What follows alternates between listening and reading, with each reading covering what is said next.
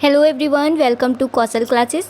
UP DElEd first semester की जो आपकी क्लासेस हैं वो स्टार्ट हो चुकी हैं। तो जितने भी स्टूडेंट्स फर्स्ट सेमेस्टर में हैं वो लोग जल्द से जल्द चैनल को आप लोग सब्सक्राइब कर लीजिए, ज्वाइन हो जाइए, चैनल के साथ में जुड़ जाइए, ठीक है। क्योंकि आपके जितने भी सब्जेक्ट हैं फर्स्ट सेमेस्टर में, आपको इतना तो पता ही होगा कि आपके कितने सब्जेक्ट हैं।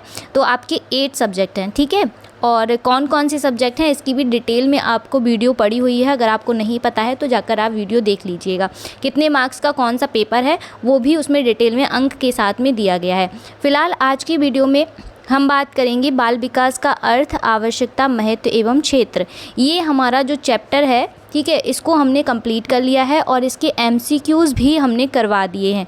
आज की वीडियो में हम देखेंगे वेरी शॉर्ट क्वेश्चन आंसर इसके, ठीक है। जो आपके अति लघुत्तरीय प्रश्न आपके फर्स्ट सेमेस्टर में आपके एग्ज़ाम में पूछे जाते हैं उससे ही रिलेटेड आपके वेरी शॉर्ट क्वेश्चन आंसर आज की वीडियो में हम इस टॉपिक पर कराने वाले हैं।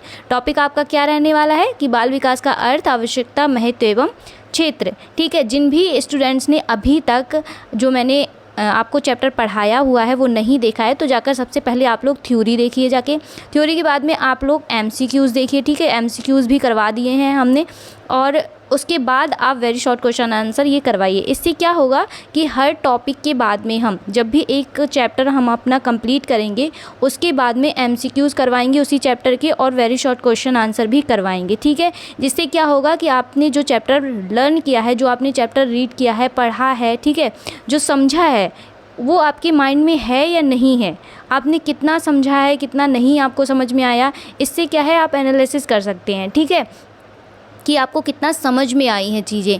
तो इससे आपकी प्रैक्टिस भी होगी और जब आपका एग्ज़ाम होगा डीएलएड फर्स्ट सेमेस्टर का तब आपको बहुत हेल्प भी मिलेगी।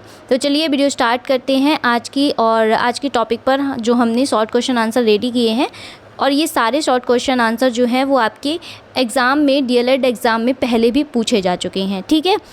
तो चलिए वीडियो स्टार्ट करते हैं। सबसे पहला हमारा क्वेश्चन है कि शिक्षक को बाल मनोविज्ञान का ज्ञान जो है वो क्यों आवश्यक है।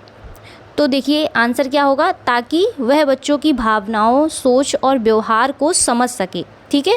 क्वेश्चन पूरा देख लीजिए यहाँ पर कि वह बच्चों की भावनाओं को, सोच को, उसके व्यवहार को समझ सके, इसीलिए शिक्षक के लिए बाल विकास का ज्ञान होना बहुत ज़रूरी है, ठीक है। अब बढ़ते हैं अपने नेक्स्ट क्वेश्चन की तरफ। नेक्स्ट हमारा क्वेश्चन है शिक्षक को बाल विकास का ज्ञान जो है वो क्यों आवश्यक है, इसके 2 कारण बताइए। पहला कारण उम्र के अनुसार बच्चों की ज़रूरतें समझने हेतु और दूसरा कारण है उचित शिक्षण विधियां अपनाने हेतु, ठीक है। ये 2 आपके कारण हैं और भी बहुत सारे रीजंस हैं जिसकी वजह से शिक्षक को बाल विकास का ज्ञान होना आवश्यक होता है। तो आप को जो भी लर्न है आप अपने एग्ज़ाम में वो लिख सकते हैं, ठीक है। कोई आपको 2 कारण आपसे पूछे जाएंगे तो कोई भी आप 2 कारण लिख सकते हैं जो आवश्यक हैं वो। बढ़ते हैं नेक्स्ट क्वेश्चन की तरफ। नेक्स्ट हमारा क्वेश्चन है कि शारीरिक विकास का अध्ययन क्यों ज़रूरी है। शारीरिक विकास जो बच्चों में होता है, शारीरिक विकास मतलब शरीर का विकास, ठीक है, कि उसका हाइट बढ़ना, उसका वेट गेन होना, उसकी मांसपेशियों में ग्रोथ होना, ठीक है। तो ये क्या होता है, शारीरिक विकास होता है। इसका अध्ययन क्यों ज़रूरी है, इसके हमें 2 कारण बताने हैं, ठीक है। तो पहला कारण है कि बच्चों की सेहत और गतिविधियों को समझने हेतु, क्या है कि बच्चों की सेहत को समझने हेतु और उसकी गतिविधियों को समझने हेतु, ठीक है। दूसरा हमारा रीज़न है कि सीखने की क्षमता को जानने हेतु, ठीक है। तो ये हमारे शारीरिक विकास जो है उसका अध्ययन इसीलिए ज़रूरी है।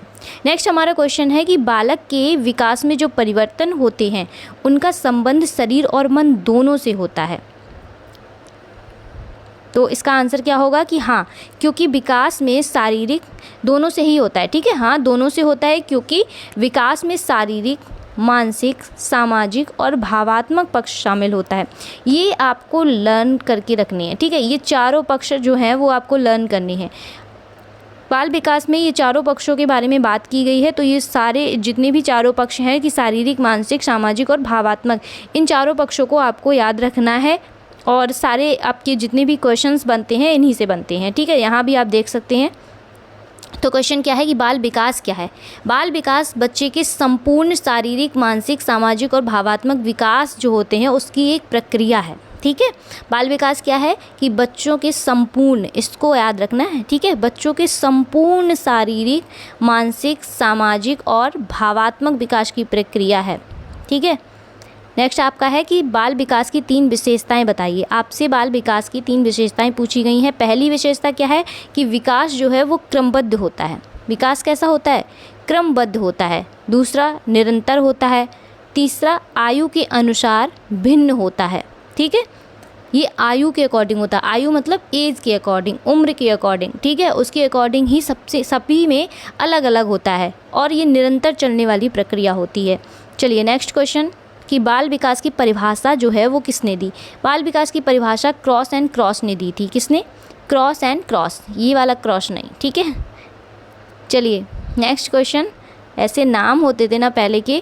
चलिए, बाल विकास किन प्रमुख क्षेत्रों में होता है? बाल विकास किन प्रमुख क्षेत्रों में होता है? तो अभी हमने आपसे बताया कि ये चारों क्षेत्रों को, चारों ये प्रमुख हैं आपके लिए, इनको आपको याद रखना है। घुमा के बहुत तरीके से आपसे क्वेश्चंस पूछे जाते हैं, ठीक है। एक ही चैप्टर में से आपके कितने सारे क्वेश्चंस बन रहे हैं ये आप खुद देख रहे हो। और ये सारे क्वेश्चंस जो मैं आपको बता रही हूँ ये डीएलएड में पहले आए हुए हैं, ठीक है। ये सारे प्रीवियस ईयर के क्वेश्चंस हैं जो मैंने आपके लिए चुन के लाए हुए हैं, ठीक है। चलिए, तो पहला कौन सा है कि शारीरिक, मानसिक, सामाजिक और भावात्मक, ये क्षेत्र होते हैं बाल विकास के।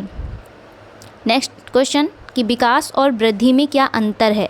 विकास क्या होता है और वृद्धि क्या होती है? देखिए, इन दो चीज़ों में सभी लोग बहुत कंफ्यूज रहते हैं। ग्रोथ एंड डेवलपमेंट में बहुत कंफ्यूज रहते हैं बच्चे की आखिर ग्रोथ एंड डेवलपमेंट अलग अलग होता भी। बहुत सारे लोगों को तो ये लगता है, बहुत सारे स्टूडेंट ऐसे हैं जिनको लगता है कि विकास जो होता है और वृद्धि जो होती है वो सेम ही बात होती है, ठीक है। लेकिन नहीं, दोनों अलग होते हैं, दोनों में बहुत अंतर होता है। इसका क्या करूँगी मैं, विकास और वृद्धि का एक डिटेल में आप लोगों के लिए एक वीडियो लेकर आऊँगी, क्योंकि ये आपके लिए बहुत इम्पॉर्टेंट है पॉइंट। ये आपके सीटेट में भी आपसे पूछा जाएगा। अभी आपका जो सीटेट का एग्ज़ाम आने वाला है जुलाई में, ठीक है, उसमें भी आपसे विकास और वृद्धि के बारे में क्वेश्चंस बहुत सारे पूछे जाते हैं। तो टेट हो, सीटेट हो, सुपर टेट हो, सभी में आपसे विकास और वृद्धि के बारे में पूछा जाएगा। इसीलिए एक प्रॉपर हम विकास और वृद्धि का ही वीडियो आप लोगों के लिए बनाकर रेडी करेंगे और हर एक पॉइंट को उसमें क्लियर करेंगे, ठीक है। फिलहाल वन लाइनर में हम देखते हैं कि विकास और वृद्धि में अंतर क्या है। तो वृद्धि जो होती है वो मात्रात्मक होती है, विकास जो होता है वो गुणात्मक होता है, ठीक है। इतना आपको याद रखना है। चलिए, विकास की प्रक्रिया कब तक चलती है? तो जन्म से लेकर जीवन के अंत तक। क्यों? क्योंकि अभी हमने पढ़ा था कि विकास जो होता है वो निरंतर चलने वाली प्रक्रिया होती है, कभी ना समाप्त होने वाली प्रक्रिया है। जब तक हमने जन्म लिया है और जब तक हमारी आखिरी सांस रहेगी, जब तक हम इस दुनिया में रहेंगे, तब तक हमारे विकास की जो प्रक्रिया है वो चलती रहेगी, ठीक है। चलिए नेक्स्ट क्वेश्चन देखते हैं। नेक्स्ट हमारा क्वेश्चन है कि प्रत्येक बालक का जो विकास होता है वो समान क्यों नहीं होता? अब ये क्वेश्चन है कि आखिर क्यों समान नहीं होता है? क्यों नहीं होता? क्योंकि विकास पर आनुवंशिकता और वातावरण जो है वो दोनों का प्रभाव पड़ता है, ठीक है। आनुवंशिकता का भी प्रभाव पड़ता है और हमारे आसपास के वातावरण का भी प्रभाव पड़ता है। इसीलिए जो विकास होता है वो समान नहीं होता है, क्योंकि हर जगह का वातावरण बच्चे के लिए अलग अलग होता है, ठीक है।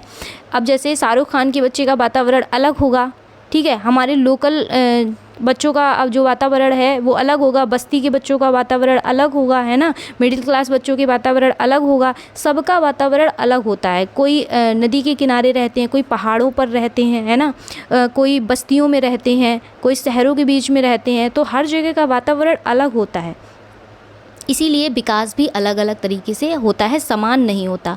चलिए नेक्स्ट क्वेश्चन बढ़ते हैं कि विकास एक, ये हमारा लास्ट क्वेश्चन है कि विकास एक व्यक्तिनिष्ठ प्रक्रिया क्यों है? क्योंकि हर बालक की क्षमताएं जो होती हैं, रुचियां और वातावरण अलग होते हैं, ठीक है।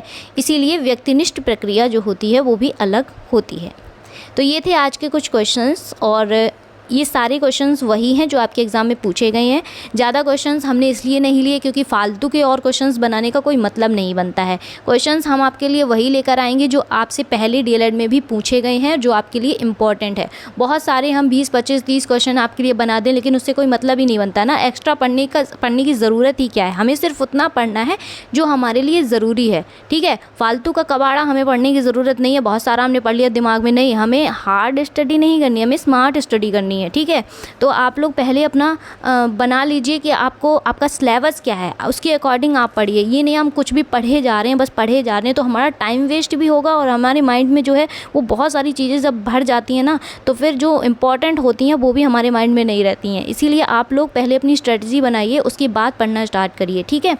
तो ये कुछ क्वेश्चंस थे। बाकी अगर आपको इसकी PDF चाहिए तो आप लोग टेलीग्राम चैनल के साथ जुड़ सकते हैं। अभी तक अगर आप लोगों ने चैनल को सब्सक्राइब नहीं किया है तो प्लीज़ सब्सक्राइब कर लीजिए, क्योंकि फर्स्ट सेमेस्टर की क्लासेस स्टार्ट हो गई हैं और CTET की भी तैयारी जो है वो चैनल पर स्टार्ट हो चुकी है। बाकी अगर आपका कोई क्वेश्चन है, अगर आप कुछ पूछना चाहते हैं तो आप व्हाट्सएप चैनल के साथ भी जुड़ सकते हैं। दोनों की लिंक जो है वो आपको डिस्क्रिप्शन बॉक्स में मिल जाएगी, वहाँ से आप डायरेक्ट ज्वाइन हो सकते हैं। चलिए इसी के साथ मिलते हैं नई वीडियो के साथ में, तब तक के लिए नमस्कार।